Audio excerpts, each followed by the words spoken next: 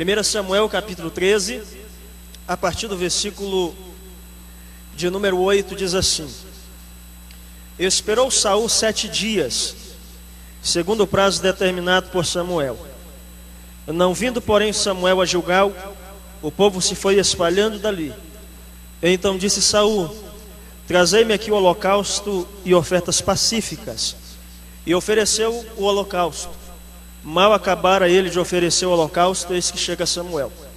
Saul lhe saiu ao encontro para o saudar. Samuel perguntou: O que fizeste? Respondeu Saul: Vendo que o povo se ia espalhando daqui e que tu não vinhas nos dias aprazados, e que os filisteus já se tinham juntado em Miquimais, eu disse comigo: Agora descerão os filisteus contra a minha Gilgal. E ainda não obtive a benevolência do Senhor. E forçado pelas circunstâncias, ofereci holocausto. Então disse Samuel a Saul: Procedeste neciamente a não guardar o mandamento que o Senhor teu Deus te ordenou, pois teria agora o Senhor confirmado o teu reino sobre Israel para sempre. Já agora não subsistirá o teu reino.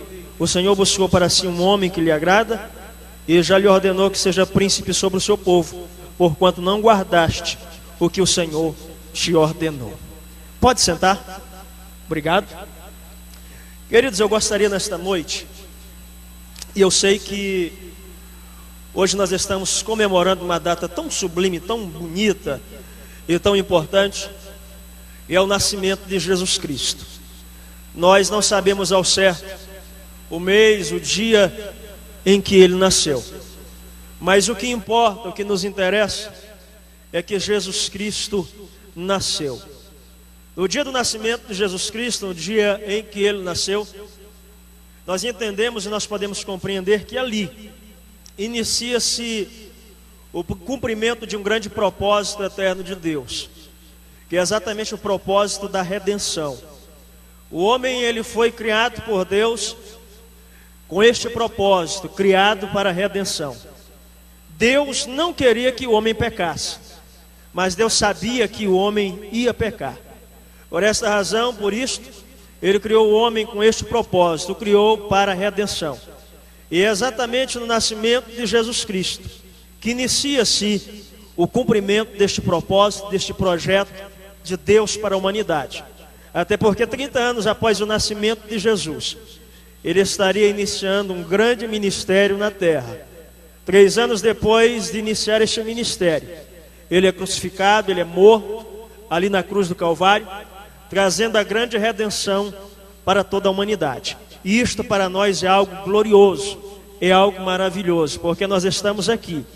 A razão de nós estarmos aqui é exatamente porque Jesus nasceu, Jesus morreu, foi crucificado, mas também porque Ele ressuscitou ao 3º dia e está à destra do Pai, intercedendo por nós. Por isso isto é motivo de nós glorificarmos, de nós exaltarmos e de nós bendizermos o nome de Jesus. Eu sei que nesta data nós poderíamos, nesse instante, estar trazendo uma palavra referente a este tema, o nascimento de Jesus. Porém, Deus nesta noite nos leva a trazer uma palavra diferente, uma mensagem diferente, e acerca de 3 coisas que eu entendo que são fundamentais, que são importantes, para que nós possamos ter uma vida de sucesso, uma vida de triunfo, uma caminhada espiritual bem sucedida, não simplesmente no ano de 2012, mas por toda a nossa vida, enquanto nós estivermos caminhando aqui nesta terra. Este texto que nós lemos aqui nesta noite nos traz à tona, nos mostra 3 lições importantes que nós podemos aplicar nas nossas vidas. É interessante destacar que o personagem deste texto que nós lemos, ele não aplicou essas lições em sua vida. Mas o que nós aprendemos aqui é que quando nós deixamos de aplicar estas lições importantes nas nossas vidas, coisas difíceis, terríveis podem acontecer nas nossas vidas. E nós podemos até mesmo perder algo que Deus planejou, algo que Deus preparou para as nossas vidas. Todos que estão aqui com certeza conhecem muito bem a história do rei Saul. Saul chega e ele entra na história do povo de Israel exatamente em um período que nós tínhamos um governo chamado de governo teocrático, até porque o rei do povo de Israel naquele período, naquele instante, era Deus, Jeová. Ele era o grande rei de Israel. É certo que Deus havia constituído alguns juízes para estarem à frente do povo, cuidando, administrando, orientando algumas causas, algumas coisas que estivessem acontecendo no meio do povo de Israel. Mas é certo, nós entendemos isto, que Deus, ele era o rei do povo de Israel. Tanto é que um certo dia, o profeta Samuel já estava velho, e diz a Bíblia que os seus filhos tinham assumido o seu cargo, e agora estavam na frente desse trabalho, exercendo o papel de juízes ali na terra de Israel, e mediante algumas atitudes, algumas ações que desagradaram o povo de Israel, feitas pelos filhos de Samuel, alguns anciãos do povo chegam até Samuel e dizem: Samuel, nós queremos que haja uma mudança no governo de Israel. O povo de Israel era um povo diferente, era um povo que se diferenciava das demais nações da terra. Nós conhecemos isto muito bem.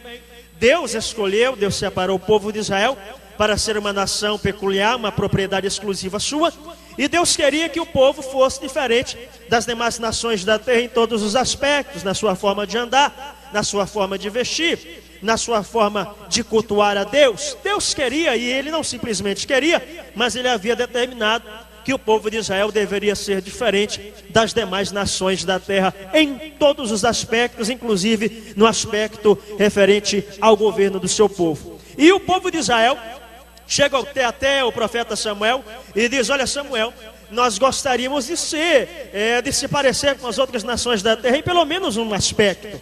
Nós sabemos que Deus é o nosso rei, nós sabemos que Deus, ele é o nosso monarca, mas nós gostaríamos que houvesse uma mudança aqui. Nós gostaríamos que fosse levantado um homem, um rei, que estivesse conosco, juntamente conosco na frente das nossas batalhas. Nós gostaríamos de se parecer com as outras nações, pelo menos neste aspecto. Diz a palavra de Deus que Samuel, ao ouvir esta palavra, que foi proferida e foi dita pelos anciãos, os homens mais velhos, experientes e maduros do povo de Israel, Samuel, ele conversa com Deus, e ele chega até a presença de Deus muito triste, diante daquela situação, porque diante da palavra proferida por aqueles anciãos, Samuel, ele se sentiu rejeitado, e aquilo entristeceu muito o coração de Samuel. E Samuel, ele entra na presença de Deus, e ele relata aquele fato, e Deus consola Samuel dizendo: Samuel, fique tranquilo, não fique triste, porque o povo de Israel, na realidade, não está simplesmente rejeitando você, eles estão rejeitando a mim. Quando nós analisamos, olhamos esta situação, este momento na história de Israel, nós extraímos daqui uma lição importante. Nem tudo aquilo que nós queremos, nem tudo aquilo que nós escolhemos é a vontade de Deus. Nem tudo aquilo que nós escolhemos para as nossas vidas é o que Deus tem determinado para cada um de nós.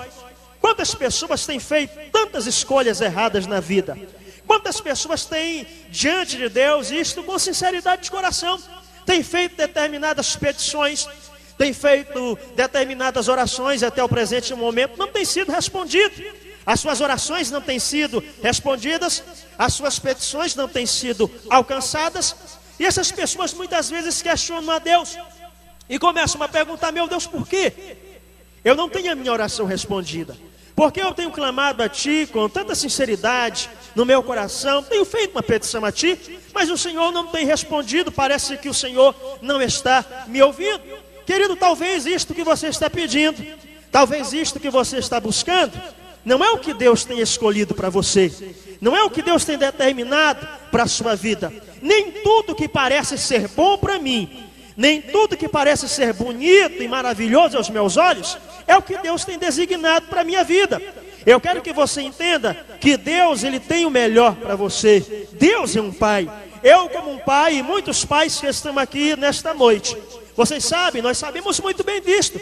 Nós queremos o melhor para os nossos filhos. Algumas vezes, em algumas situações, os nossos filhos chegam até nós e dizem: pai, eu quero isto. E nós, como pais, como pessoas experientes e maduras na vida, entendendo muitas coisas na vida, muitas vezes orientamos os nossos filhos e dizemos a eles: meu filho, isto eu percebo que não é bom para você. Talvez você ache, você pense, você entenda, que isto é bom para você, mas eu acho que na minha experiência de vida, na minha caminhada, e diante de determinadas coisas que eu já enfrentei, que eu já passei, eu entendo que isto não é bom para você. A princípio os nossos filhos ficam tristes, desanimados, às vezes não entendem, algumas vezes compreendem, mas em outras situações não. E lá na frente eles entendem, compreendem que aquele conselho que nós demos, entregamos a ele, passamos para ele, aquilo que eles tinham escolhido para as suas vidas realmente não era bom para eles. Deus também faz assim conosco. Muitas vezes Ele não nos dá determinadas coisas, porque aquilo que queremos não é bom para nós.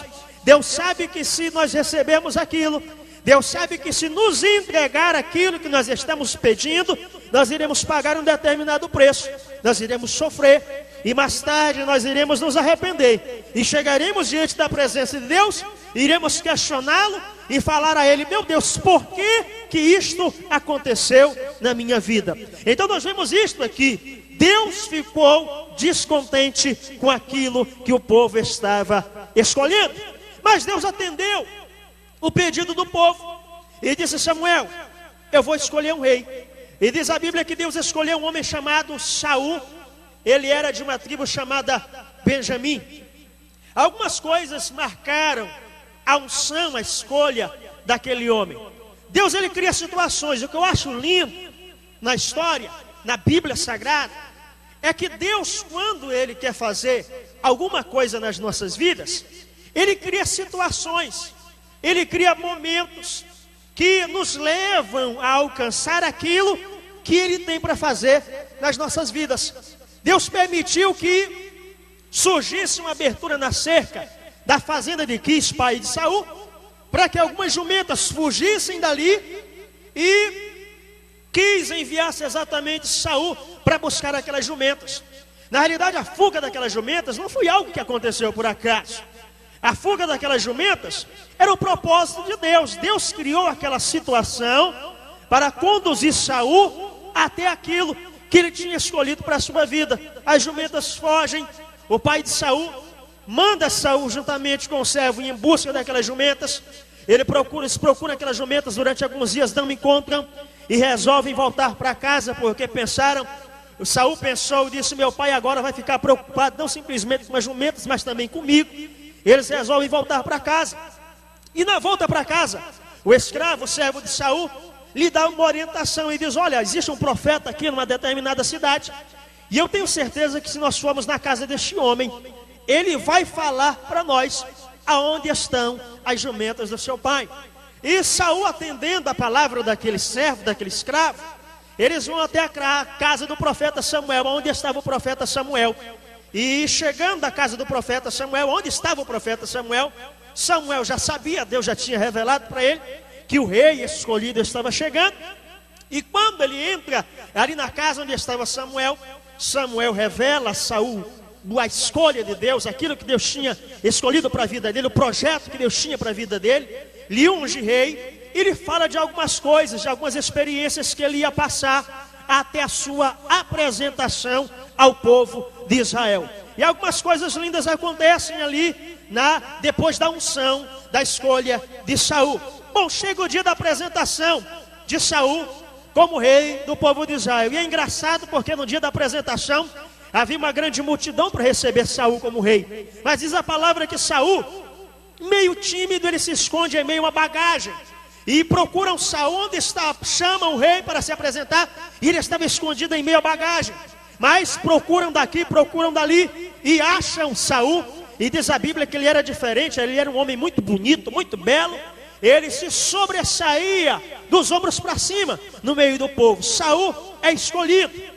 Diz a palavra de Deus que ele reúne um exército, um grupo de soldados para estar com ele, para guerrear com ele em algumas batalhas que surgissem ali no meio do povo de Israel. E no período em que Saul é escolhido para ser rei de Israel, ele é escolhido exatamente em um período em que Israel estava sendo humilhado por uma nação muito forte e poderosa, que era o povo filisteu.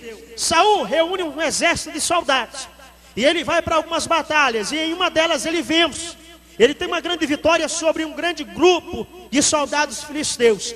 E a notícia percorre as terras de Israel, e não simplesmente a terra de Israel, mas também a terra filisteia, de que havia sido levantado um rei ali na terra de Israel, e que este rei tinha constituído um exército, formado um exército, e havia vencido uma guarnição filisteia. Diz a Bíblia que esta notícia desagradou o povo filisteu, e eles se reuniram um grande exército, para vir pelejar novamente contra aquele exército que estava ali juntamente com Saul. Diz a palavra de Deus no capítulo 13, que o lugar escolhido para a batalha foi exatamente um lugar chamado Gilgal. Saul estava ali com um pequeno exército de soldados, e o exército filisteu vem para tentar esmagar o povo de Israel. E diz a palavra de Deus que os soldados que estavam com Saul, quando eles viram aquele exército grande, poderoso, vindo sobre eles, diz a palavra que alguns soldados começaram a tremer. Diz o texto bíblico que alguns se esconderam em covas, alguns procuraram cemitério, porque o texto diz que alguns se esconderam em sepulturas. Outros atravessaram o Rio Jordão, porque o Rio Jordão estava próximo dali. E eles atravessaram o Rio Jordão andado, correndo, com medo daquele exército que estava vindo para ali. Diz a palavra de Deus que um exército, um grupo de soldados muito pequeno, ficou ali com Saul. E esse pequeno exército que ficou com Saul, estavam ali tremendo as pernas, porque olhavam para aquele pequeno grupo de soldados que estavam ali consigo. E eles diziam no seu coração: nós vamos ser esmagados pelo exército filisteu. Então eles tremeram na base naquele instante. Saul naquele momento ele tinha mais de 1 ano já no reinado. E diz a palavra de Deus que Saul, quando ele olha para trás, e ele vê aquele pequeno exército de soldados com eles, e um grande exército filisteu vindo para pelejar contra ele, ele tremeu na base também. Ele ficou com medo.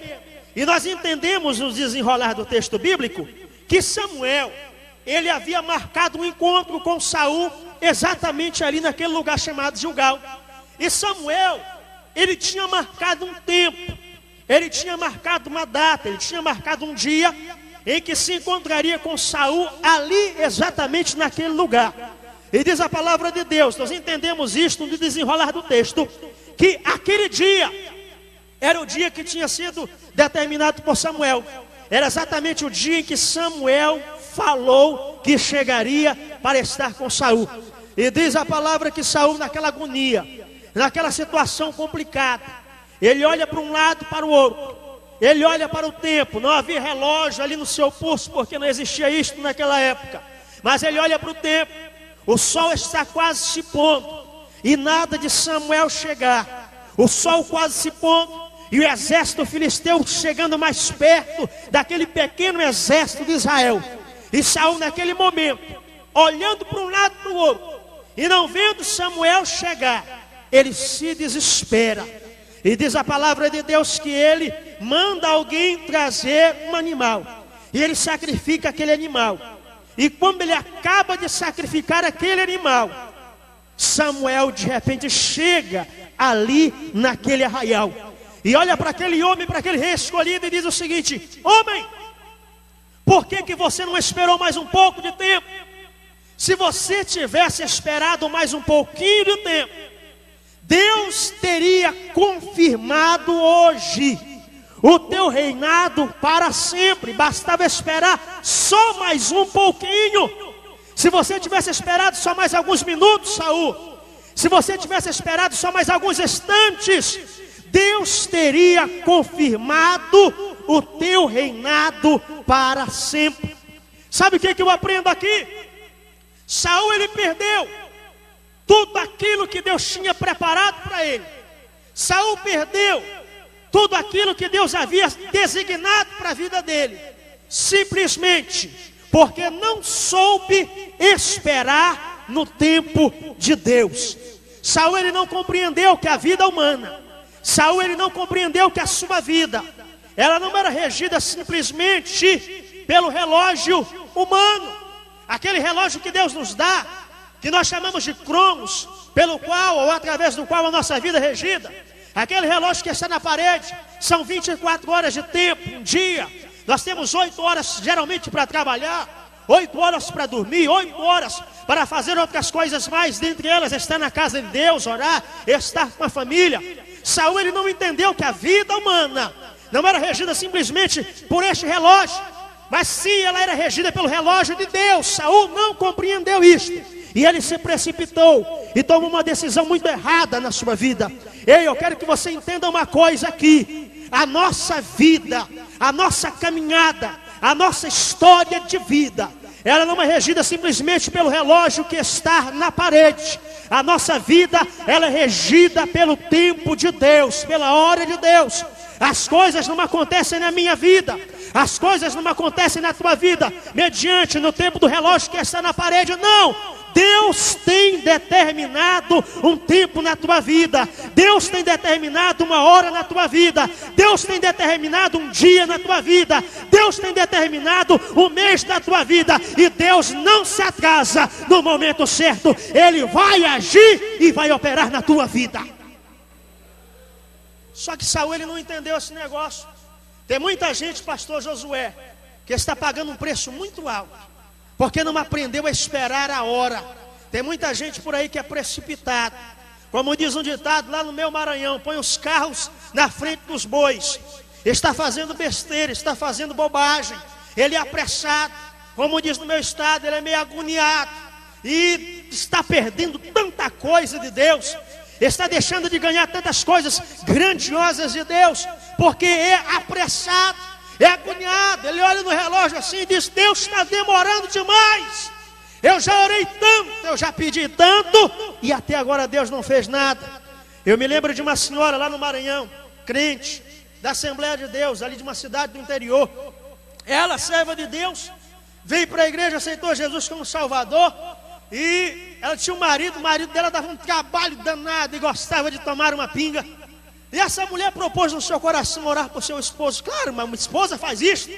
E ela começou a orar por seu esposo, orando e dizendo: Jesus, meu marido é um pingunço, é um cachaceiro. Eu quero que o Senhor salve ele. Eu estou crente agora e eu quero que o Senhor salve ele. E essa mulher foi orando. E passou-se anos. Passou-se 5, 10, 15, 20...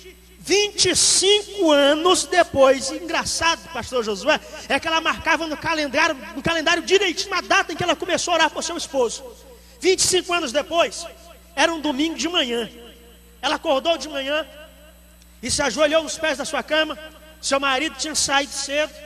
E aí ela disse: Senhor, hoje está completando 25 anos que eu estou orando por meu esposo, e até agora nada. O homem continua na pinga e me dando trabalho. E ela disse: Senhor, a partir de hoje eu não oro mais por meu esposo. Chega, 25 anos tá bom, chega. E aquele domingo, irmãos, era um domingo de festividade na igreja. Era o último dia da festividade daquela congregação ali no interior. E aí passou-se o dia, a noite, ela foi para o culto. E deixa eu dizer uma coisa para você, que você já sabe: Deus, Ele não é surdo. Ele ouve tudo que você fala. Não simplesmente com os lábios, mas até mesmo com o pensamento.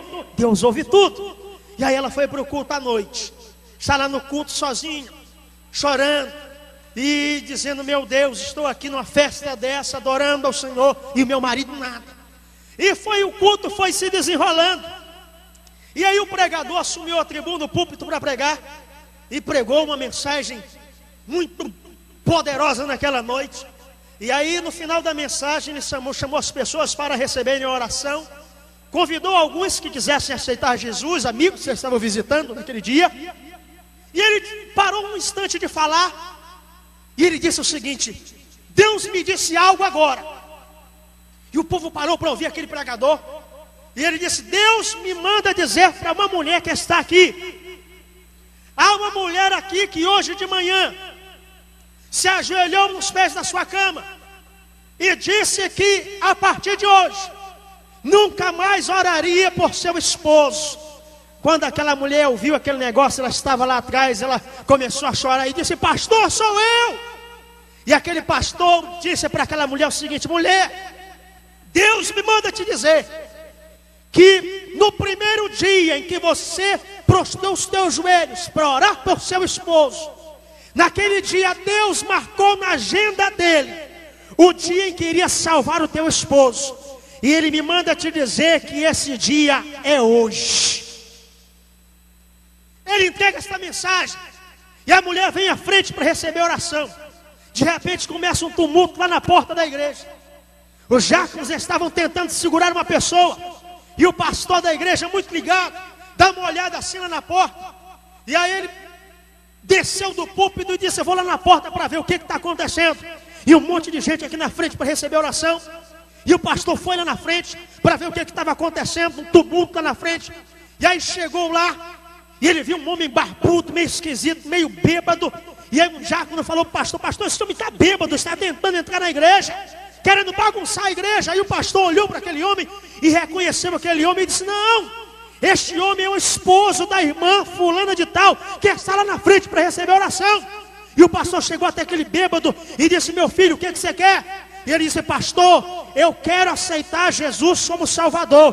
Eu estava lá no bar bebendo e uma voz falou para mim que eu deveria sair daqui do bar onde eu estava e vir para a igreja para aceitar Jesus. Aquele homem veio à frente, bêbado, fedorento, esposo daquela mulher, se prostrou ali na frente, aceitou Jesus como Salvador. 15 anos depois morreu, mas morreu crente, salvo para a glória de Deus.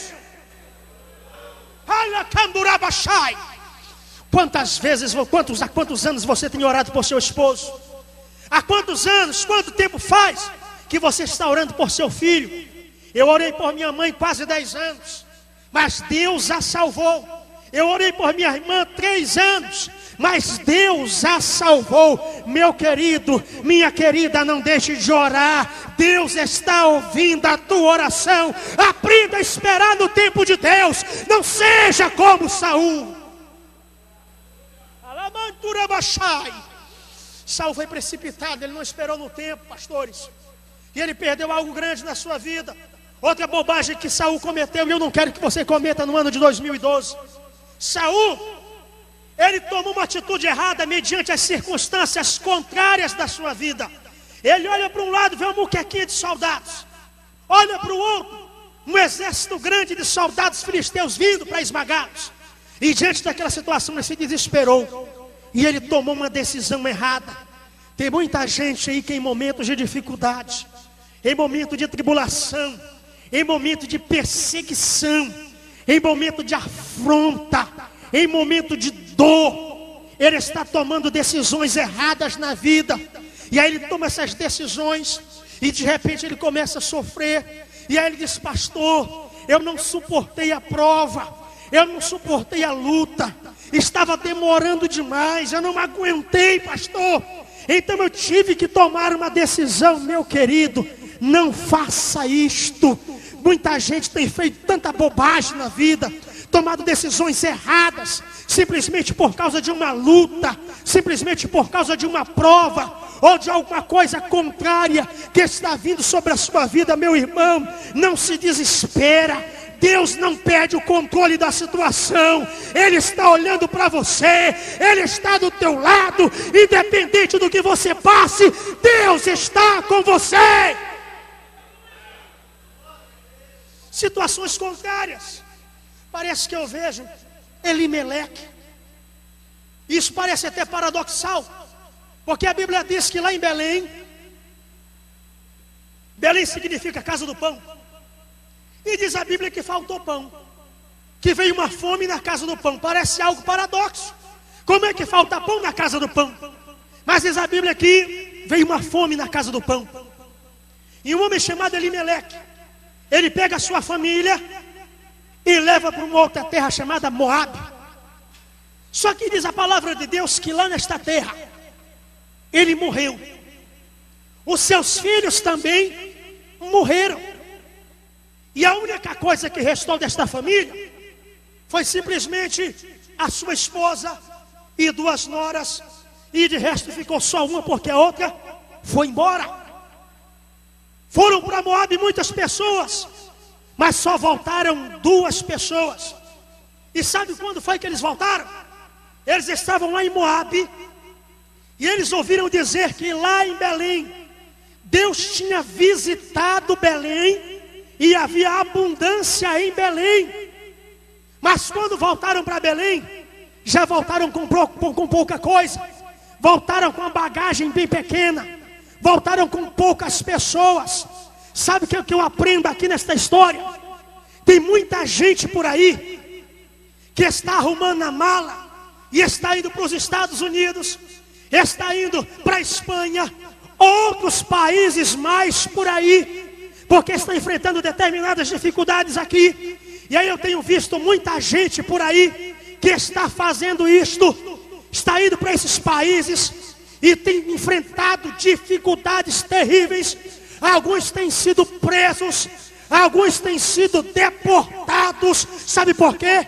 Porque Deus tinha um projeto na vida deles aqui. Eu sei que na vida de muitas pessoas Deus tem um projeto na vida deles lá. Mas tem muita gente por aí que está arrumando a mala, indo embora, enquanto Deus tem um projeto na vida deles aqui. Eles vão, mas voltam envergonhados. Sabe por quê? Porque não conseguem compreender, não conseguem entender o propósito de Deus em suas vidas. Ei, não se deixe ser abalado pelas provas, pelas lutas. Deus não se esqueceu de você. Ele vai agir, Ele vai estender a sua mão poderosa e vai te abençoar. Bendito seja o nome de Jesus. Fique de pé nesse instante. Você quer ser vitorioso no ano de 2012? Aprenda a esperar no tempo de Deus. Você quer ser vitorioso no ano de 2012? Não tome decisões erradas mediante as situações contrárias da sua vida. Você quer ser abençoado em 2012? Busque a direção de Deus em tudo que você for fazer.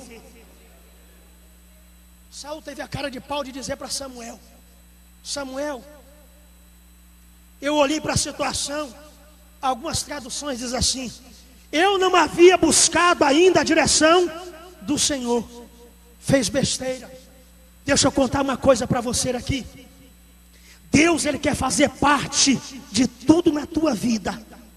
Tem gente por aí que tem pensado o seguinte: mas Deus não. Deus não está preocupado com determinadas áreas da minha vida, não. Engano seu.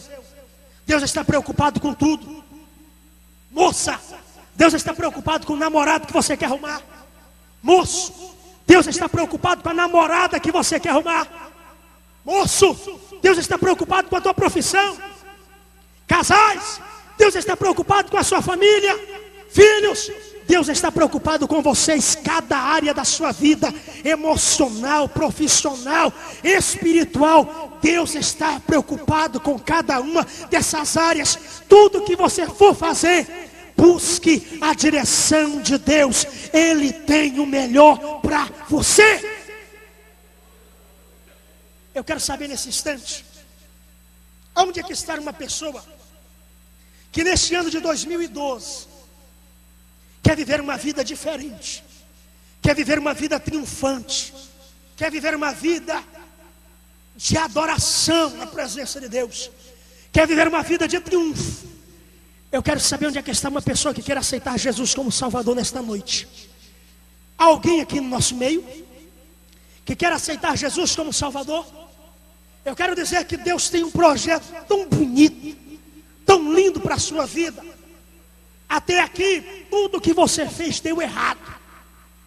Até aqui, tudo que você fez, quem sabe, te trouxe sofrimento, dor, angústia. Eu quero dizer para você que Jesus tem o melhor para a tua vida. Hoje nós comemoramos o nascimento de Jesus. E a minha palavra para você é esta: permita que Jesus seja gerado no teu coração nesta noite. Ele quer que este ano seja um ano diferente para você. Seja um ano não de derrotas, mas um ano de conquistas e de grandes vitórias. Aonde é que está a primeira pessoa? Alguém? Alguém que está afastado do caminho do Senhor. Há tanto tempo você está afastado da casa de Deus. Se houver alguém aqui nesta noite, eu quero convidar você nesse instante para aceitar Jesus como Salvador. Alguém? Eu vou orar nesse instante. Eu vou orar nesse instante. Alguém no nosso meio? Não? Feche os teus olhos agora. Grande Deus que estás nos céus, Deus Todo-Poderoso, Deus Eterno, Deus Grande, Deus maravilhoso, Deus glorioso. Senhor, nós estamos no findar de um velho ano. Nós estamos, meu Deus, findando um ano, Senhor.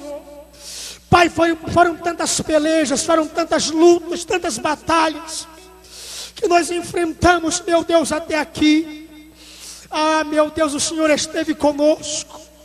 O Senhor nos ajudou, a tua mão poderosa esteve estendida sobre as nossas vidas. Ah, Senhor, é um ano que se aproxima. É o ano, meu Deus, de 2012.